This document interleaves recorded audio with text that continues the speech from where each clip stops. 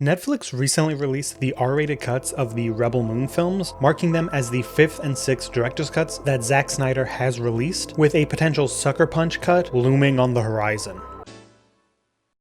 A lot has been said about the release model for the Rebel Moon films, with the director's cuts being announced before the initial film's release as a marketing tool, seeming to bank off the success of the Snyder cut of Justice League. This video isn't about the Rebel Moon films, but what they have got me thinking about, and that is the point of director's cuts. Why do we have them? When did they start? And if they really matter? Let's do this.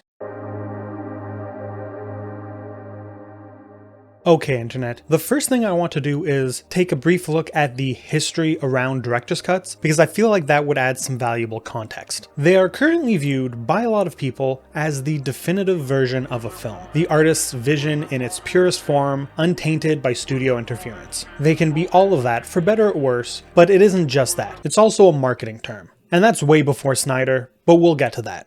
Before it was used as a marketing term, before it was ever something an audience would ever dream of seeing, director's cut was a term used for a step in post-production. It was somewhere before going into final cut for the project, where things have been worked on and trimmed down from the early assembly cut. It goes hand in hand with the editor's cut, often filled with temp music, and even takes that wouldn't be used in the final cut either because the scenes would be removed or because they were going to replace them with reshoots. Side note here, but reshoots have gotten a bad rap over the years, as if a movie getting them is a sign of poor quality, but that really isn't the case. There are plenty of times where scenes filmed feel like they worked in the moment, but then they realize in post that they really didn't. It could be the timing of a line being off, eye lines not matching up, or just realizing that some information wasn't as clearly conveyed as they thought it was before seeing it in action. I know I have to do that with the videos I make all the time. Sometimes I try to let that be obvious, filming it on my phone as a way to break up the monotony of the visuals, or I try to blend it in, covering the voiceover with clips to make it less noticeable that I had to re-record parts later on. Let me know how many you come across in this video. Hell, if I had the luxury of reshoots when I made a movie back in my 20s, it probably would have been like actually watchable. And no, that film is never seeing the light of day, so don't ask, it's not happening. All I'm saying is, a film having reshoots is not an indicator of the film being bad, it is a neutral term, and most bigger budget films plan for that in their budgets. Now back to director's cuts. From what I can tell, the first instance of what we would now think of as a director's cut is the Gold Rush, one of Charlie Chaplin's tramp films. Originally released in 1925, the new version of the film was released in 1942 with some big changes. In terms of length, the re-release is actually shorter, not longer, like most people think of director's cuts. A few minutes were trimmed by tightening scenes across the film to improve their timing. The big change with the 42 version is the sound. The re-release has a new score written for it, along with a voiceover that replaced the dialogue cards to help tell the story. This new version is said to be a lot cleaner in its story, and a more complete version of Chaplin's vision for the film. The new version's score, for example, is a lot more lush and full than the more traditional silent film piano of the 1925 original.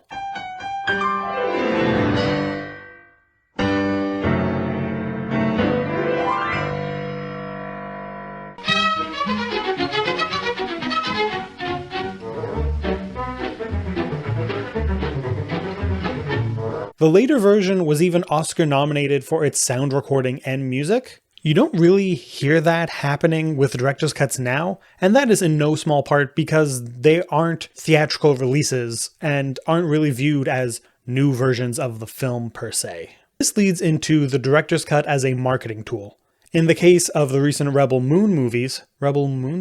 Whatever. In the case of these movies, it really does seem strange to have director's cuts at all. Netflix was not releasing them theatrically in any major way, so the need for a PG-13 cut seems weird, seeing as they are also doing the release for the R-rated versions. I, at the time of recording this, haven't seen the multiple versions of the movies, but based on the marketing and how Snyder talks about them, it seems like the major difference is in terms of violence and nudity. Which makes sense, as those seem to be the quintessential part of Snyder's vision as a filmmaker at this point in his career, but it is baffling to me that Netflix would greenlight that version of them as long as they can also release lesser versions of those movies with the director's vision toned down first. Unless you think about the Snyder Cut, that is. In case you are unfamiliar, Zack Snyder, after the tragic passing of his daughter, dropped out of the post-production of Justice League. This means that when the studio wanted to do reshoots before the final film, they had to bring on Joss Whedon, who they had hired to do some script work to oversee them. This led to much more drastic changes to the film than there likely would have been with Snyder still involved. I mean, the studio was still adamant about making changes, so the theatrical version never would have been Snyder's full vision, but the final product was way off. This led to years of fan campaigns for a Snyder Cut that they eventually got in 2021 with the release of Zack Snyder's Justice League. Those years of fan campaigns built so much hype for the release, making its eventual dropping on the streaming service a huge success for HBO Max. But the thing is, that hype was built naturally and can't really be replicated. Like how we saw both grassroots and studio mandated attempts to recreate Barbenheimer with little success. Nobody really drank the Kool-Aid for Saw Patrol or Gar Furiosa. Though I will say, the person who said Gar Furiosa should have been Lasagna Taylor-Joy instead is a genius and deserves a Pulitzer. My point being that you can't force a natural hype of fan reactions, and this is what a lot of people online feel like the release schedule for Rebel Moon has been. That said, it's not the first time a director's cut has been used for marketing, just the first time I can tell in this way. Marketing for the director's cuts of films have been a way to sell home media for a long time. You essentially get the opportunity to sell the movie twice. Once when the original version comes out, and then again, months or even years later, with the new cut that you can call the true version. One very clear example of this is Blood Simple, the first Coen Brothers film. The director's cut is shorter. Like with The Gold Rush, scenes were trimmed down to make it tighter and improve pacing.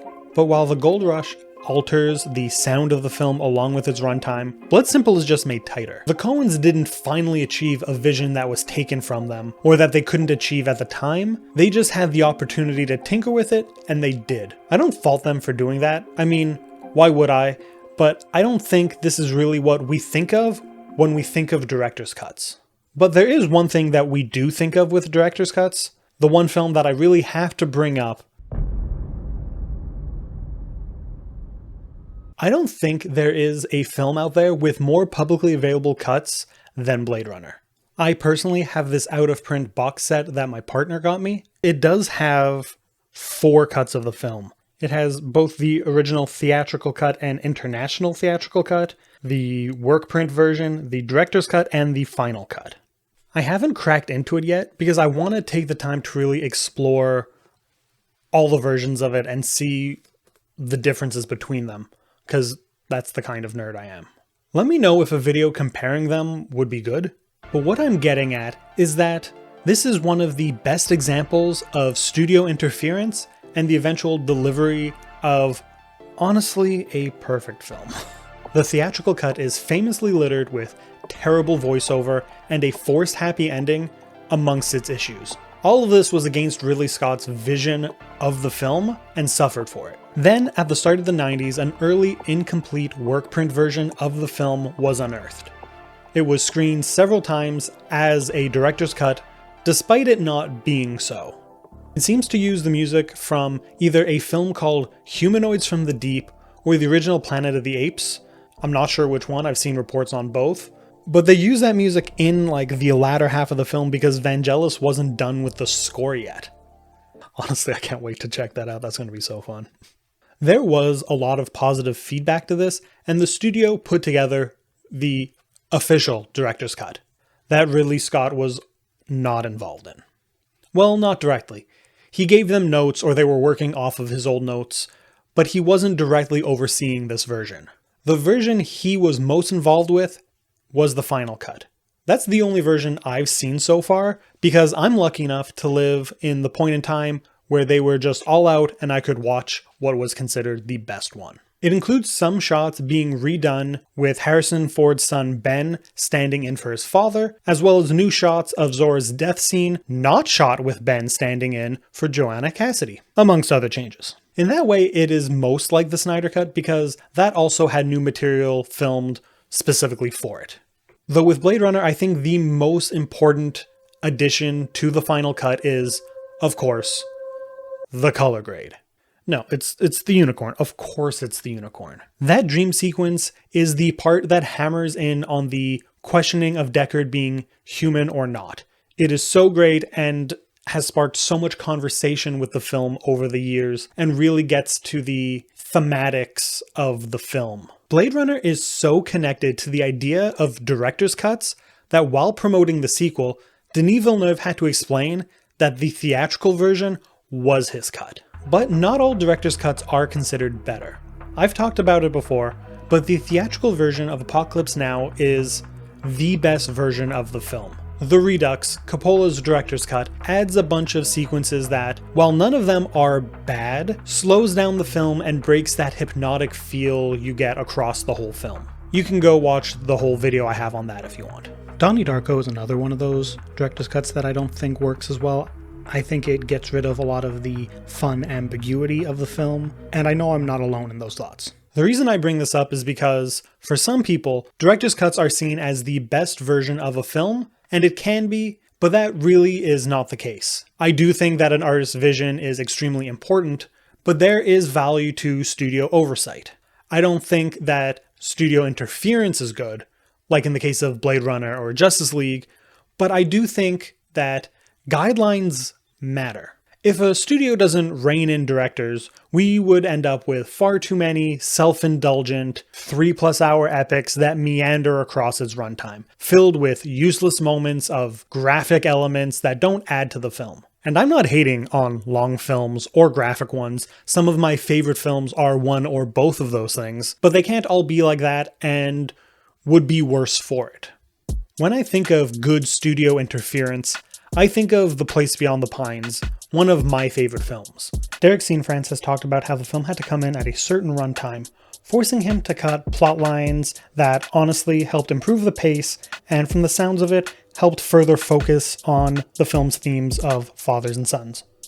But the big thing to me is that the producers wouldn't sign off on Ben Mendelsohn removing his teeth, something he was willing to do because Derek Cianfrance's original vision for the character was a man without teeth. And honestly, that is a brilliant thing for them to do because pulling teeth is the exact kind of thing that an artist can come up with and get lost in the sauce with. Film is a collaborative effort, and sometimes that means telling people no.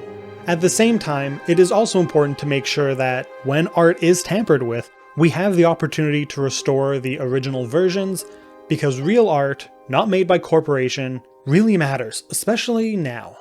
I think that Denis Villeneuve's career, as it currently stands, is a great example of how a filmmaker can still make large budget films in the studio system while still being able to show off their artistic vision, and we definitely need more of that in our current blockbuster system.